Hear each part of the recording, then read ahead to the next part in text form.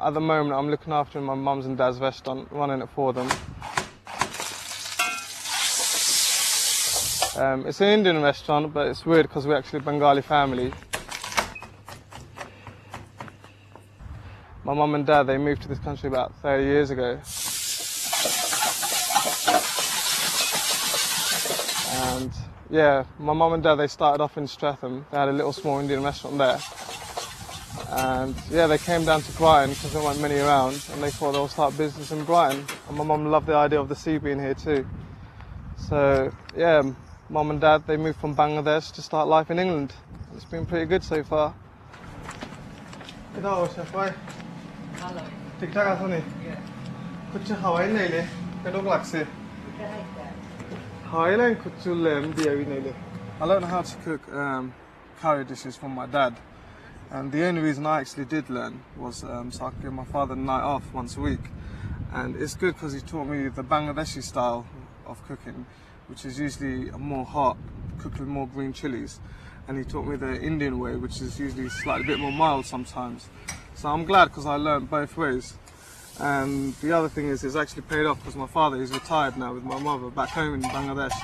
They've been there for about 3 years now, so I've been looking after the Indian restaurant and the kitchen side of it. I'm usually in charge of it, so yeah, that paid off learning from my dad.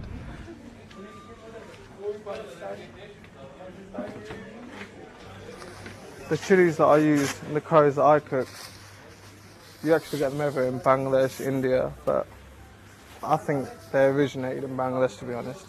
Me being cheeky. So let me just show you. These ones here we use sometimes. They're more sweet.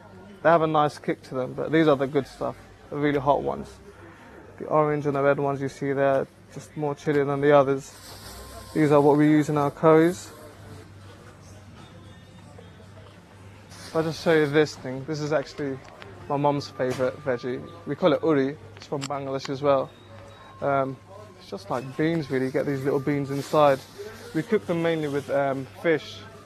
And yeah, a bit of them, a bit of these, and a bit of fish. You got yourself a nice curry.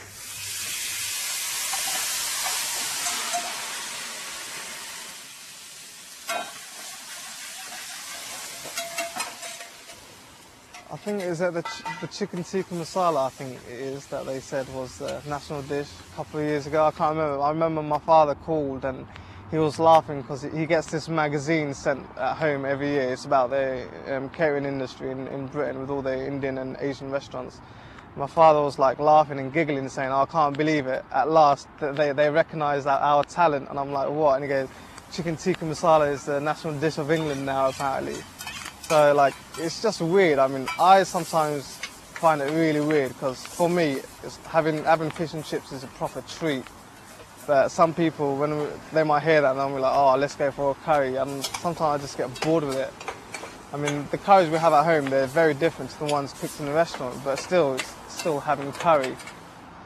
So yeah, it's quite weird the way people say it's the national dish of England. I mean, it doesn't really make sense sometimes to me, but I guess I just have to smile and go along with it. It sells, so I can't really do much. You know, end of the day, I want to sell as many chicken tikka masalas from the restaurant as I can. So if it's a national dish, why not?